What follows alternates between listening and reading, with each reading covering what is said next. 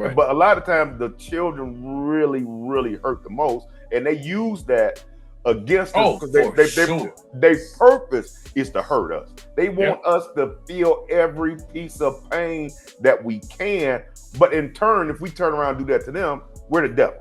We're Right, wrong. right, We're right, this, right. we're that. But they weaponize these kids all the time to destroy us. And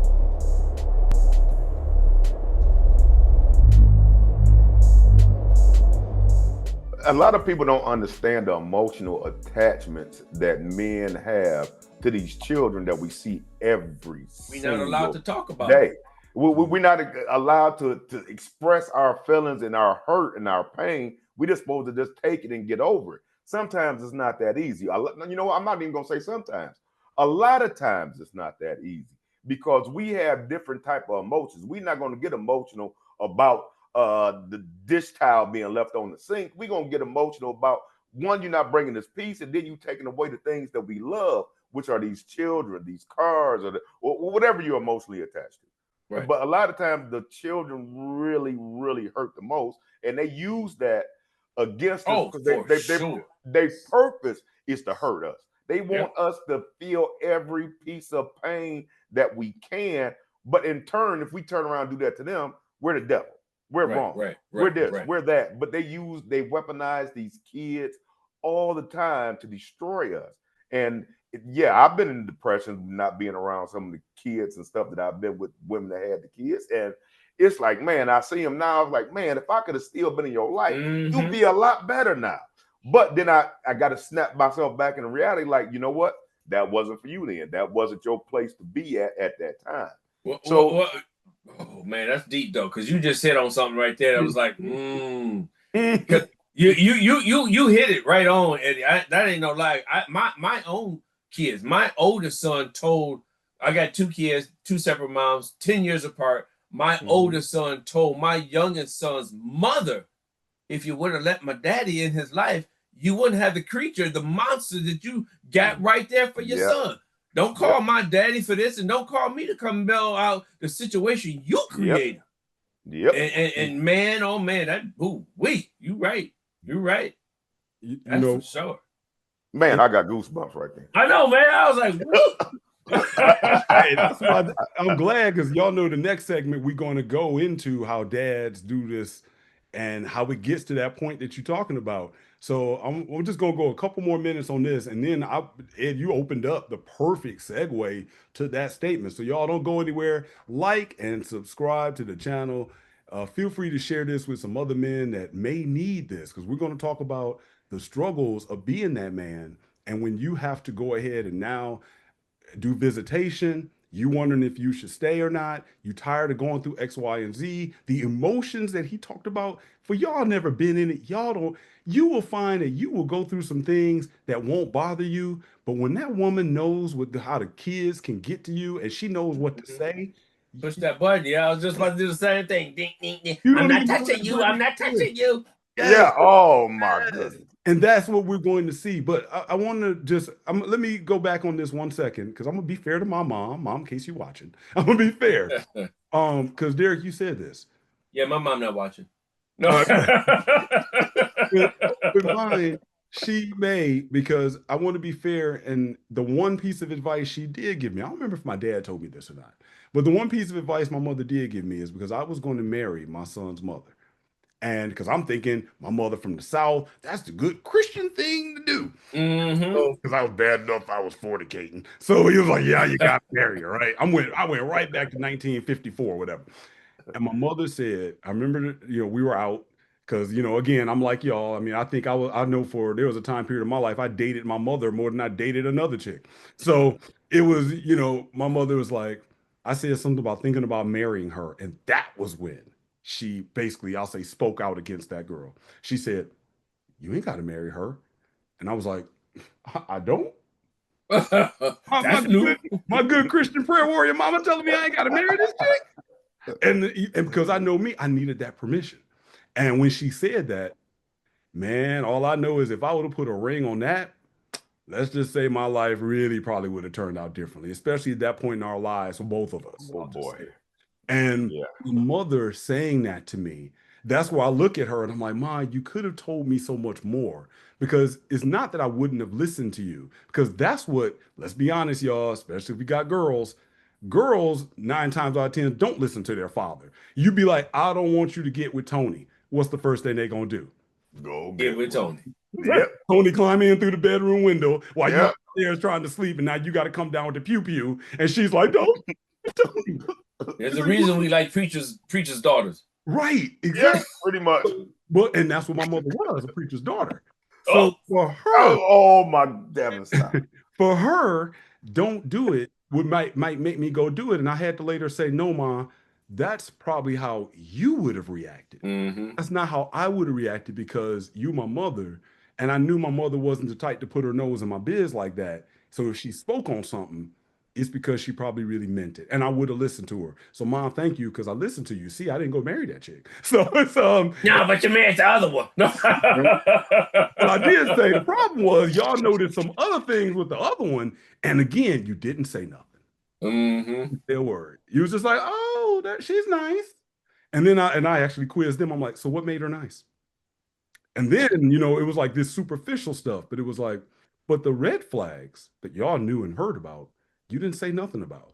Now, with me or my kids, I mean, good, bad, or indifferent, I said some things that, probably they spouses or future spouses may still be like, I don't like your daddy. Don't matter. I don't want none of my kids coming back saying, Dad, how come you didn't warn me? Because I'm now saying that with my parents. I don't want my kids to do that with me. So I'm bringing it back around.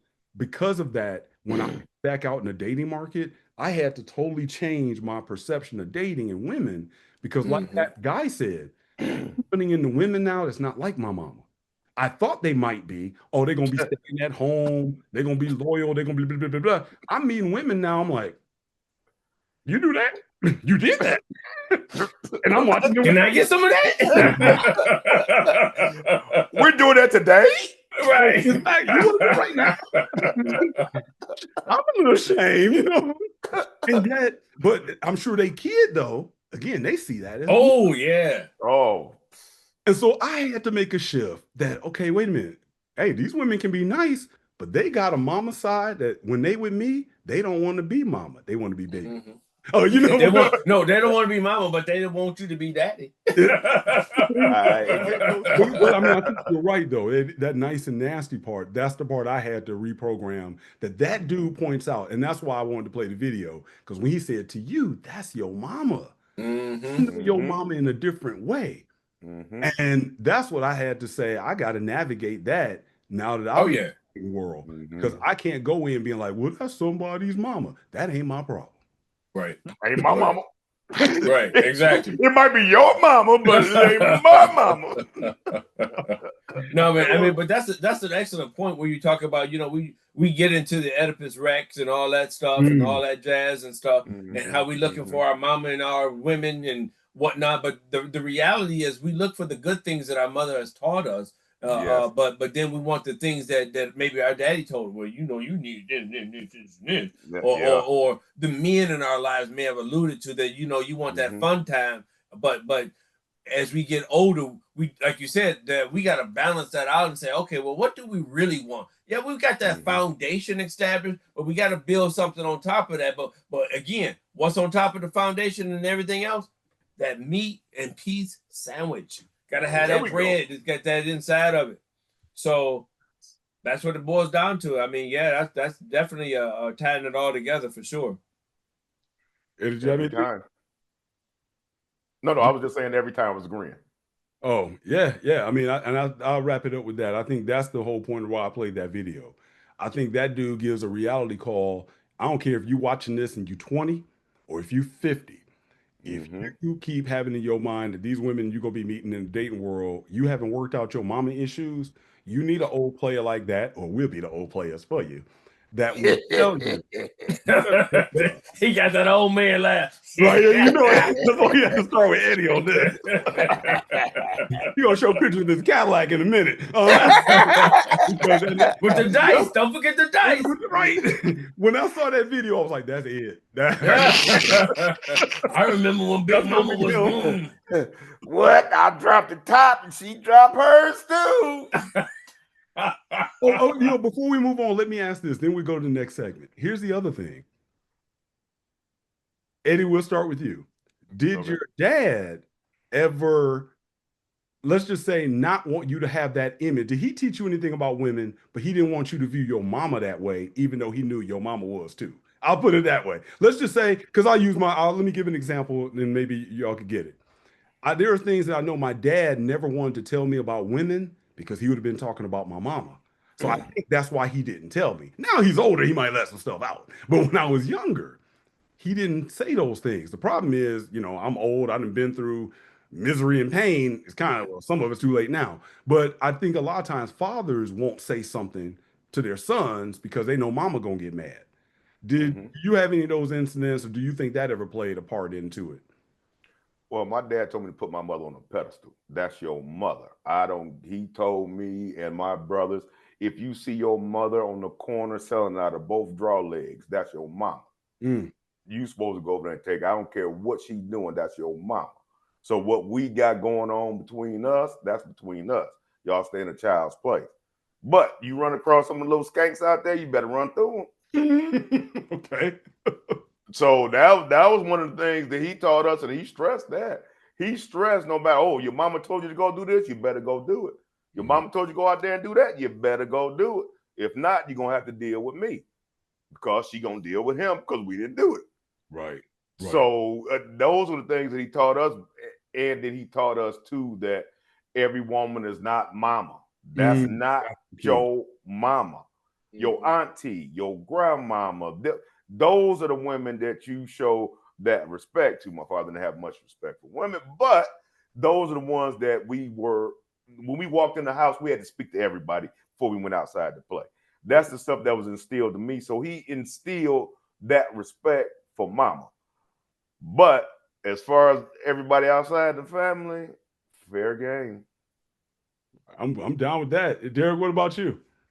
No, my dad didn't teach me nothing about relationships. He taught, again, the only type of things that I saw as it relates to relationship is looking at him and how he was never at home and he had his women folk on the side and doing whatever he was doing.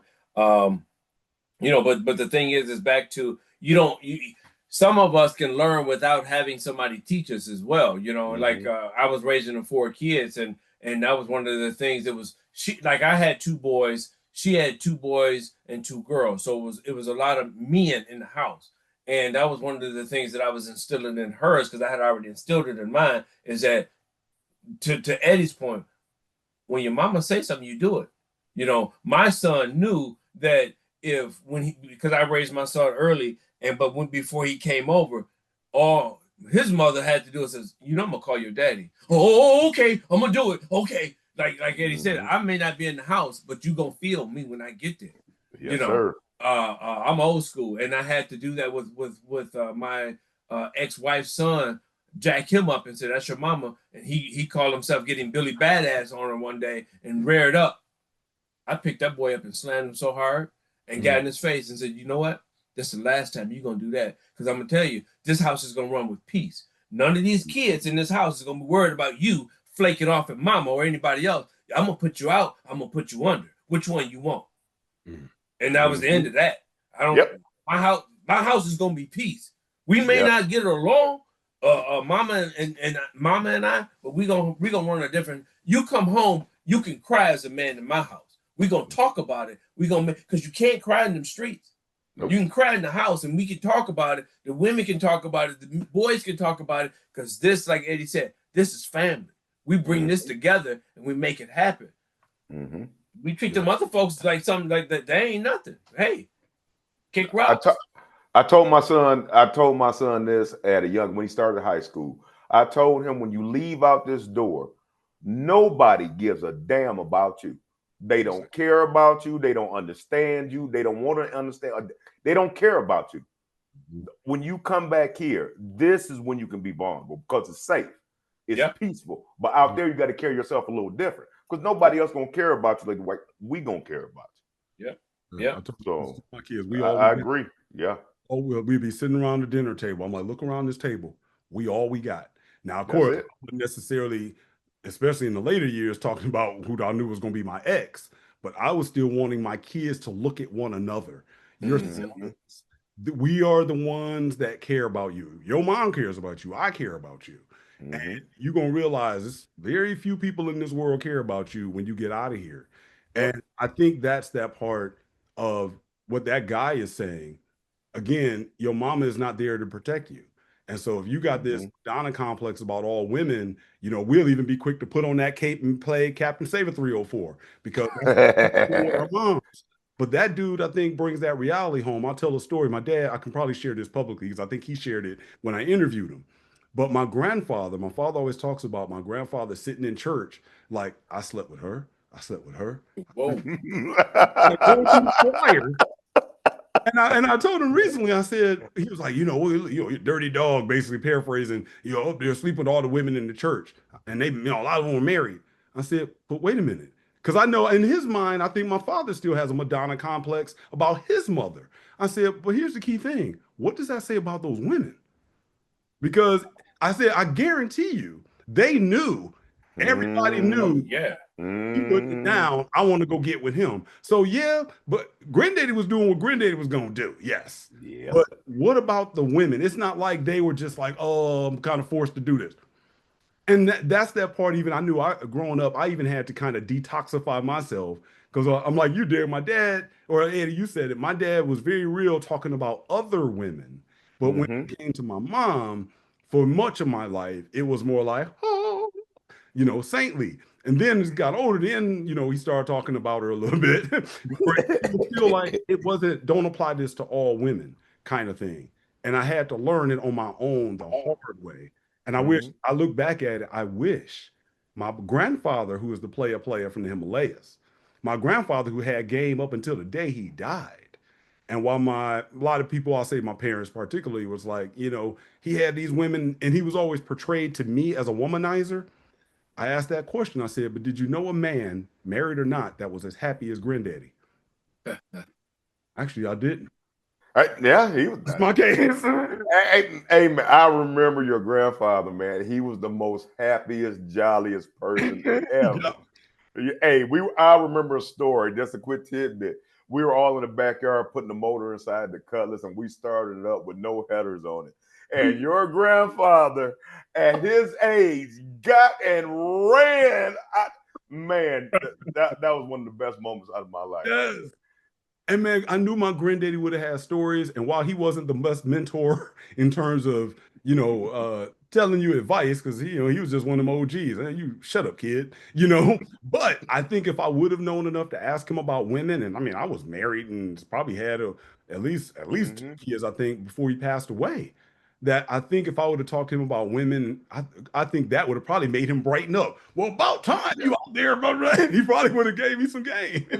But see, Devin, that's the thing when I say when you do have somebody in your corner to give you this knowledge, are you really going to comprehend it and take it in? Now, we didn't have the mindset back then to ask those questions because we thought everything was hunky gravy and all of that type of stuff. But as we lived life and got more experience, now we realize that that's what today's society need to do. They need to ask these questions to the OGs. You know, we the grandfathers running from the motor starting up in the backyard now. So they have to be able to come to us and ask us these questions. That's why I like you got this platform out here. Some people don't even know what questions to ask. Right. You're right. You're right. I think something I would have definitely listened to because you made me think of, I can put my man government name out here on our channel. But if you're watching, I'm going to say Grib. Grib was about 4 or 5 years older than us.